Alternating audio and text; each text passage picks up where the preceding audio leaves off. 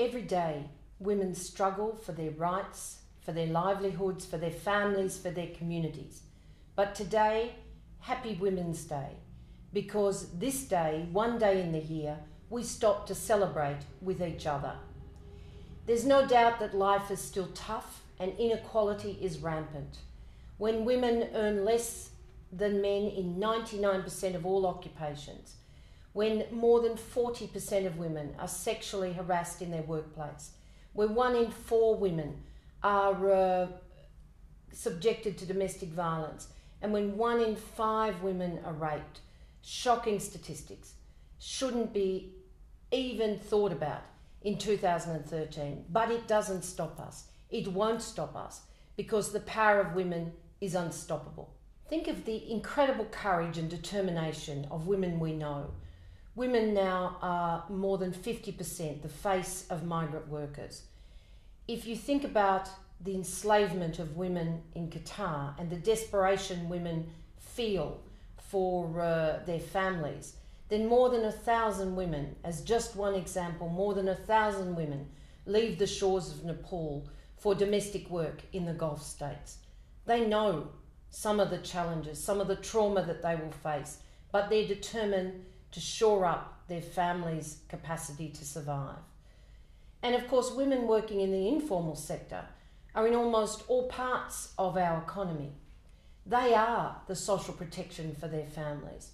They are the buffer for their children's survival and opportunities. They are incredibly strong women.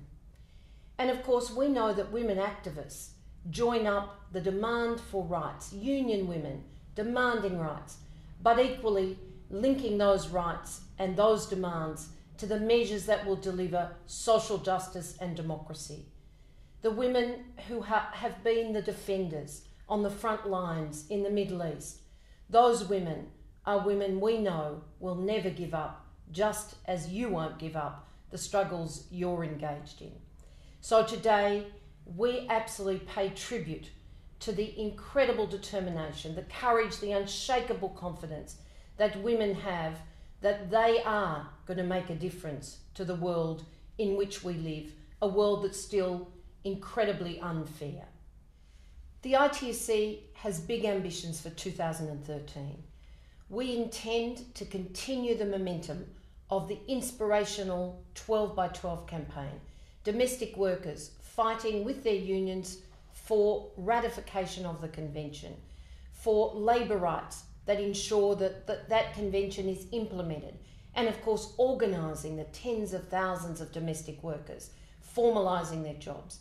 We want to continue our Labour Rights for Women campaign, where we know that until social protection, a minimum wage on which you can live, the right to bargain collectively, until those things are achieved, with of course all of the rights against discrimination, then without that, then we won't see inequality and social justice addressed in the eyes of too many of our sisters.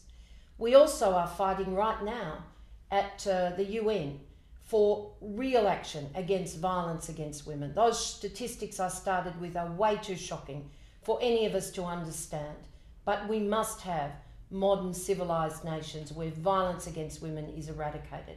And of course, we want to organise young women with the aspirations in their eyes that they can do anything, that they won't have to suffer the fates of those statistics, of the mistreatment and the discrimination against women. And of course, we want to see decent work, employment for women. We want to see women come out of the shadows, not in the informal sector work that they're suffering in, but in formal work where they have the measures that create decent jobs. We know that in the crisis countries, not only have we seen a loss of employment for women, but we've seen discrimination but right up against the economic policies that have sent communities into recession.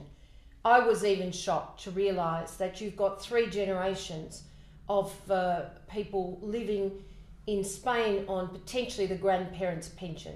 If it's a grandfather, it's tough enough. But if it's a grandmother, it's actually 45% of the male pension. Shocking, yes.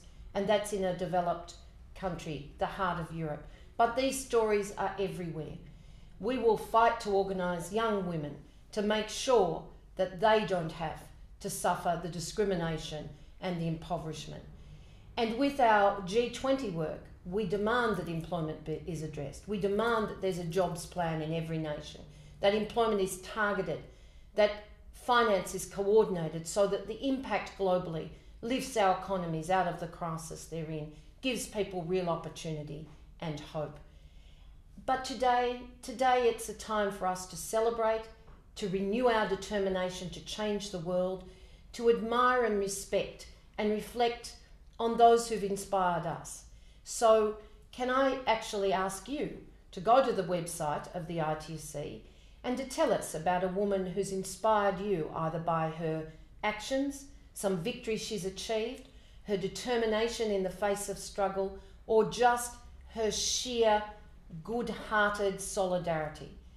Ordinary men and women, but in this case, our sisters making a difference.